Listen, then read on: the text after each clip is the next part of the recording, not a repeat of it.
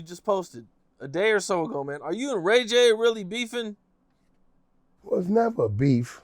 That's my family. It's my business partner, my little homeboy. Ray J gave me my first job in the music industry, my first real job. You know what I'm saying? He did that before anybody. Before Suge and Death Row? I've never did any business or made any money with Suge. I brought him things, but I had to learn that all his water was off.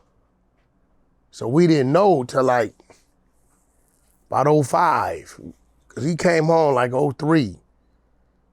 So about late 04, 05, when they took the name Death Row and he started calling it The Row, you got to think about it. His whole time he was out, he never put out another project.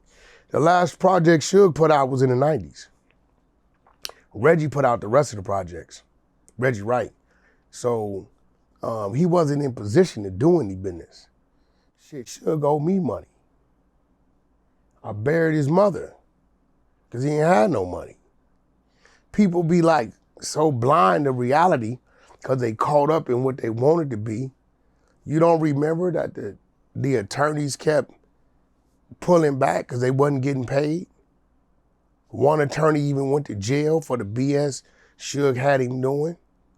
His hand had got bad, but went to jail driving a pickup truck.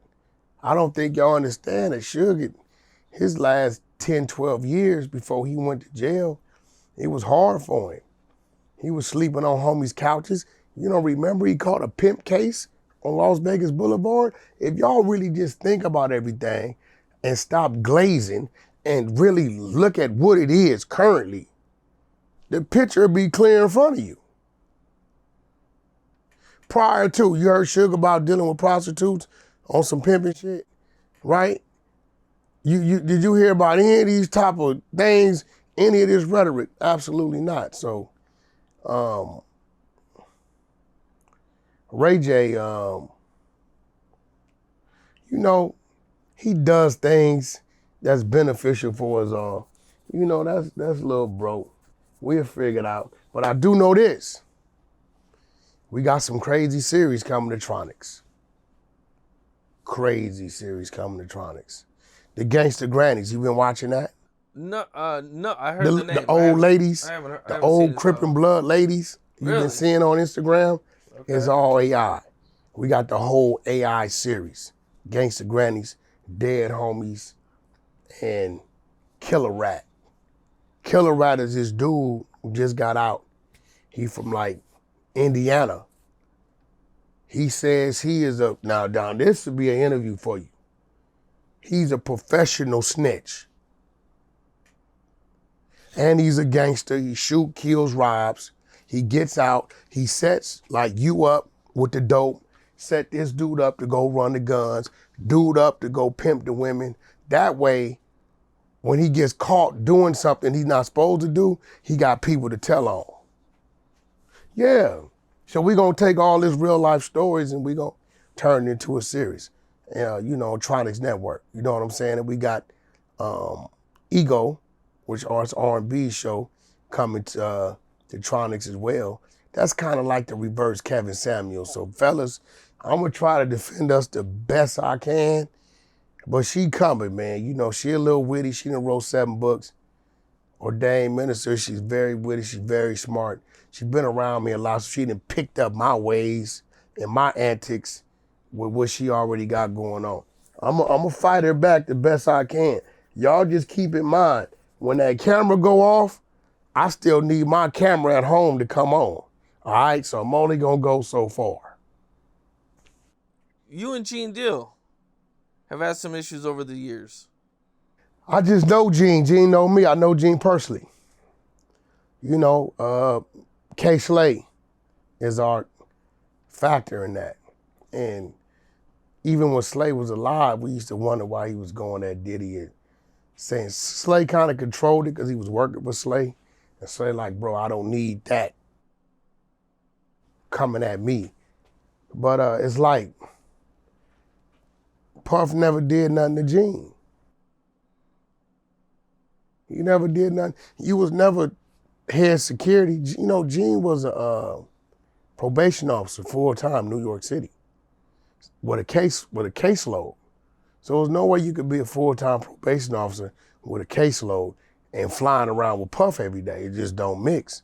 So you was there at some times, but it was always other people that ran point to people that was there daily. So when you be saying crazy stuff like you was in the room when they was negotiating these deals and when they negotiated come on, bro.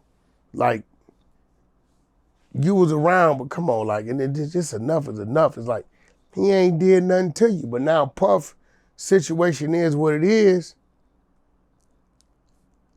What else he gonna talk about? Well, you had said that somebody was around, or you were around when he said what like his real problem with Diddy was? He didn't help bury somebody that got killed. But that ain't Diddy's responsibility. You know, if a dude's working for Pepsi Cola, right? And he's going to work every day and whatever, and they say, hey, we got an insurance policy you can buy into if you want to. He, you know, elects not to do so, but they paying him $7,000, $8,000, $10,000 a month every month, and he dies. Pepsi Cola's not gonna go bury that dude. That's up to you to take the money we paying you to do or put things in place to take care of that.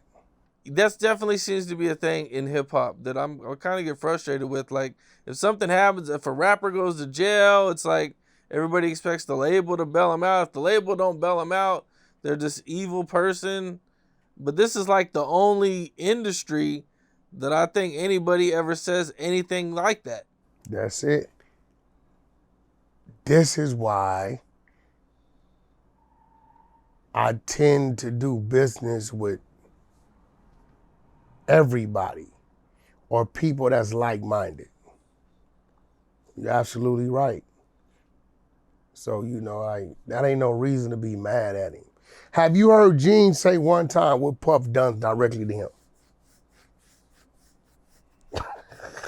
As much talking as he does, what has Gene said? Puff didn't pay me. Puff left me. Puff screwed my chick. What has Gene said Puff did directly to him? I don't think I've heard him say anything like that. My point. It's a little too much, right? Gene be going crazy, for sure. We're gonna see how crazy he go out Puff get his time, because at that point in time, ain't nothing else to talk about. Yeah, the Diddy stories are gonna slow down for sure, man. Were you surprised? What'd you think about his verdict? I knew it was gonna go his way once they start dropping charges. And I still think he's gonna do some confinement. I'm thinking 33 to 60 months.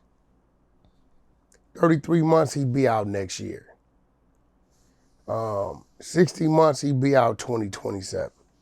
He go in, do the drug programs, halfway house. He have a year in. You know, 60 months, I think you do like 4 years, 8 months.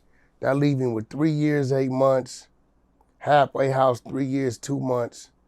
Drug program, year off, 2 years, 2 months. You know, that put him out 2027. So he got life. He got life in him. He got some life left in him. He gonna go to Camp Snoopy. I do believe that Trump will pardon him. If he gets anything over the time that Trump is in office, before Trump makes his exit, I believe he'll pardon Diddy. On his way out. On his way out. Probably. I can see that.